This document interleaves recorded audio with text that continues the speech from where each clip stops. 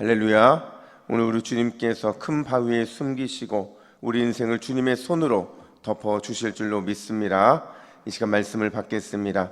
이 복된 시간에 주시는 하나님의 말씀은 우리 계속해서 시편 56편 1절부터 13절까지의 말씀입니다.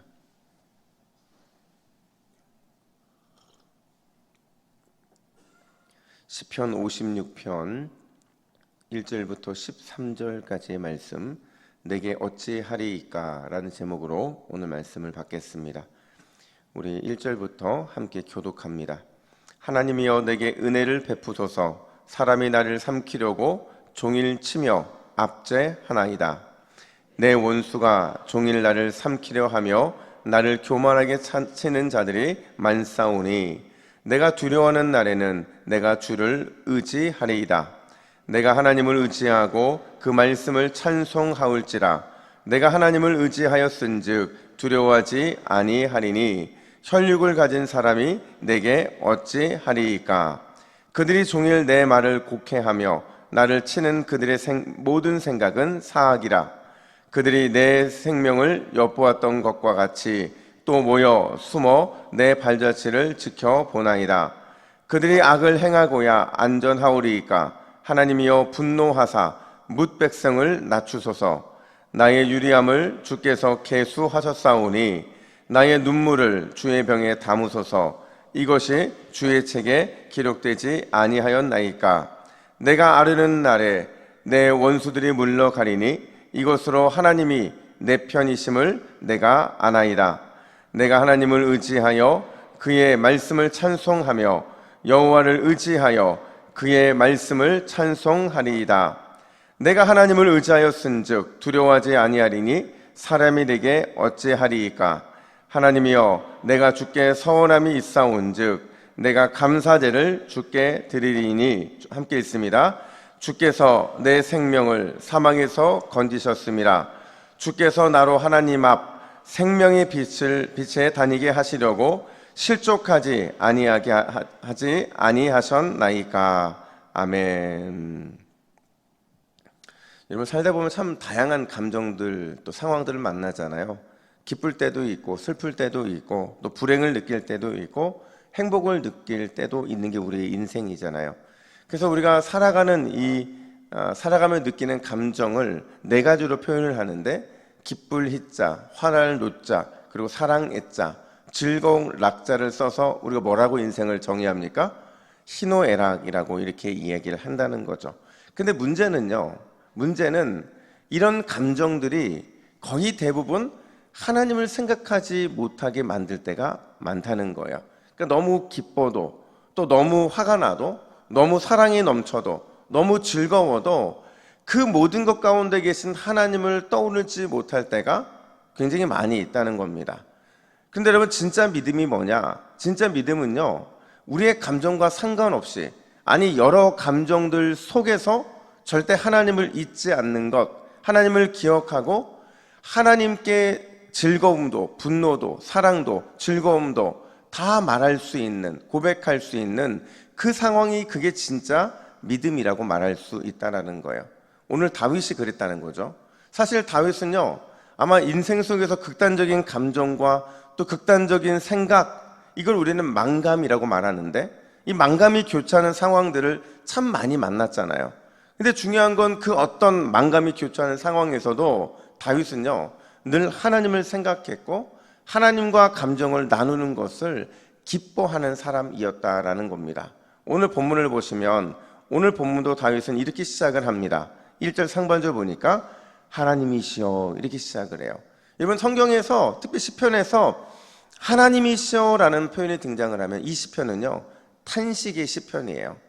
탄식한다는 거죠. 왜냐하면 고난의 상황에 다시 한번 그를 찾아왔기 때문에 하나님이여 라는 말로 시작을 하면서 자신의 이 고난을 탄식하고 있는 모습이기 때문에 그래요. 그 고난에 대해서 어떤 고난을 당했는지 오늘 본문의 표제는 이렇게 설명을 합니다. 다윗이 가드에서 블레셋인에게 잡힌 때에. 무슨 말이냐면 가드로 쫓겨갔다가 거기에서 또 어려움을 만났다는 거예요. 여러분, 가드가 어떤 곳이에요? 블레셋은 6도시가 있는데 그 6도시 중에서 가장 강하고 가장 힘이 있는 도시가 바로 가드였거든요. 근데 그 가드 사람들이 왜 도망자 신세였던 다윗을 잡고 또 그를 이렇게 괴롭혔느냐? 여러분, 이 가드가 어떤 사람의 고향인 줄 아세요? 골리앗. 골리앗의 고향이 바로 가드였거든요. 그러니까 이 골리앗을 무너뜨린 사람이 누구예요?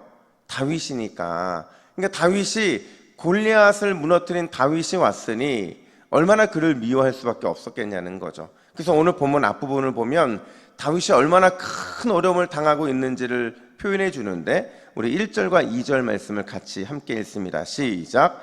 사람이 나를 삼키려고 종일 치며 압제하나이다.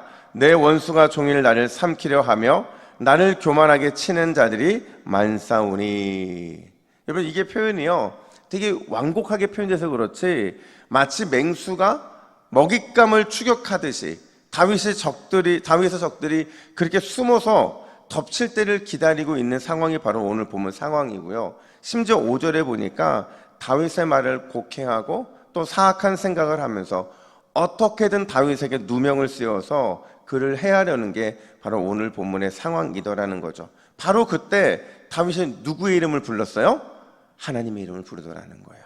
하나님이여 라고 이름을 부르면서 하나님을 찾더라는 거죠. 과연 하나님의 이름을 부르고 있는 이 다윗의 마음, 하나님이여 라고 외치고 있는 다윗의 이 외침 속에는 어떤 그의 믿음이 담겨져 있는 것일까? 오늘 두 가지를 살펴보면 첫 번째로요, 하나님 앞에서 울 줄 아는 신앙이 진짜 믿음이라는 것을 오늘 본문은 보여줍니다.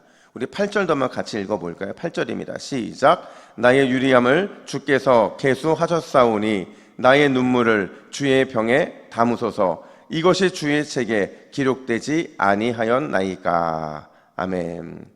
여러분, 다윗은요 눈물의 의미를 잘 아는 사람이었어요. 근데 여러분, 중요한 건 뭐냐면 눈물의 의미를 잘 알고 있다는 의미를 바꿔 말하면 하나님 앞에서 울 줄 아는 사람이었다는 거죠. 여러분, 눈물이 뭐예요? 단순히 생리적인 현상과 또 감정에 따른 몸의 반응, 이게 눈물입니까? 이것도 눈물이지만 이건 1차원적인 눈물이죠. 진정한 눈물은 뭐냐면 우리가 방금 읽었던 8절에 보면 주의 병에 담으소서 이렇게 말하고 있거든요. 이게 진짜 눈물의 의미라는 거예요. 이게 뭐냐면 눈물은요 단 한 방울도 버려지지 않는다는 거예요. 눈물은 단 한 방울도 소홀히 여겨지지 않는다는 거죠. 왜냐하면 그 눈물을 누구 앞에서 흘린 눈물이기 때문에 그렇습니까? 하나님 앞에서 흘린 눈물이기 때문에 그래요. 하나님 앞에서 흘린 눈물을 우리 하나님은 한 방울도 떨어뜨리지 아니하시고 보관하시고 모아주시는 거죠. 그리고 그 눈물이 차곡차곡 쌓여서 결국에는 미래의 소망을 여는 축복의 통로가 되는 줄로 믿습니다. 그래서 여러분, 하나님 앞에서 울 수 있는 거는 대단한 특권이면서 또 대단한 용기라고 말할 수 있어요. 여러분 기억하세요. 우리가 죽음이라는 개인적인 종말을 맞이하든지 아니면 재림으로 인해서 인류의 종말을 맞이하든지 하나님께서 그 마지막 우리의 종말의 때에 중요한 약속 하나를 하시는데 그 약속이 뭐냐? 요한계시록 21장 4절 상반절 보면 이렇게 말합니다. 함께 읽습니다. 모든 눈물을 그 눈에서 닦아 주시니 다시는 사망이 없고 애통하는 것이나 곡하는 것이나 아픈 것이 다시 있지 아니하리니. 아멘. 우리 주님께서요 이 땅에서 고생하며 고난을 겪고 믿음으로 승리한 백성들을 향해 그들의 뭐를 다 닦아주시겠대요? 모든 눈물을 닦아주시겠다. 왜 하필 모든 눈물일까? 그 눈물이요 하나님 앞에서 운 것이기 때문에 그렇죠. 모든 눈물에 담긴 좌절과 고통을 하나님 앞에 토로했기 때문에 하나님의 미래의 소망으로 바꾸어 주시겠다 이렇게 약속하고 계신 겁니다. 여러분 그렇다고 한다면 오늘 이 새벽에 우리가 흘리는 눈물은 반드시 주의 병에 담겨져 차곡차곡 쌓여 미래의 소망으로 바뀌게 될 줄로 믿습니다. 그럼 우리가 이런 선입견을 버려야 돼요. 남자니까 울 수 없다. 용감한 사람은 울 수 없다. 담대한 사람은 울 수 없다. 믿음이 있어 보이려면 울 수 없다. 이런 선입견들을 우리는 버려야 된다는 거죠. 왜냐하면 하나님 앞에서 울 수 있는 눈물 흘리는 사람이 진짜 용감한 사람이요 진짜 남자요, 진짜 믿음 있는 사람이기 때문에 그렇다는 겁니다. 여러분, 오늘 하나님 앞에 울 용기를 통해서 미래의 소망을 열어가는 저와 여러분 되기를 예수님의 이름으로 축복합니다. 아멘. 함께 두 번째로, 또 오늘 다윗의 외침 속에는 어떤 의미가 있느냐? 상황의 변화를 기다리는 것이 아니라 시선의 변화의 결단, 그 결단이 중요하다는 것을 오늘 본문을 보여줘요. 오늘 본문에 보면 재미난 표현이 두 개가 등장하는데, 그게 뭐냐면 우선 4절을 보세요. 우리 4절 말씀을 같이 한번 읽어볼까요? 시작. 내가 하나님을 의지하고 그 말씀을 찬송하올지라. 내가 하나님을 의지하여 싸운즉 두려워하지 아니하리니 혈육을 가진 사람이 내게 어찌하리이까. 아멘. 이게 다윗의 결단이거든요. 지금 다윗은 어떤 고난도 끝나지 않았는데 뭐라고 결단을 하냐면, 나는 하나님만 의지하겠습니다, 주의 말씀을 믿고 찬송하겠습니다, 절대 두려워하지 않겠습니다 라고 말하면서 마지막에 뭐라고 말하느냐? 혈육을 가진 사람이 내게 어찌하리까, 이렇게 말을 해요. 이게요, 이 혈육이라는 표현이 이 육체, 고기라는 거거든요. 그러니까 이걸 원문대로 번역하면 고깃덩이가 내게 어찌하겠는가라는 표현이죠. 그러니까 나의 대적, 나를 힘들게 하는 사람들을 뭘로 보고 있는 거예요? 고깃덩어리로 보고 있다는 거죠. 비슷한 선포가 11절에도 등장하는데 우리 11절도 같이 있습니다. 시작. 내가 하나님을 의지하여 싸운즉 두려워하지 아니하리니 사람이 내게 어찌하리이까. 아멘. 여기서 사람은요, 원어로 보면 아담이라는 뜻이에요. 흙에서 온 거거든요. 흙이라는 의미죠. 흙덩이가 내게 어찌하리이까, 이렇게 말을 하는 거죠. 비슷하면서 다른 단어를 쓰고 있는데 왜 이런 두 번에 걸친 결단의 모습을 보여주고 있느냐?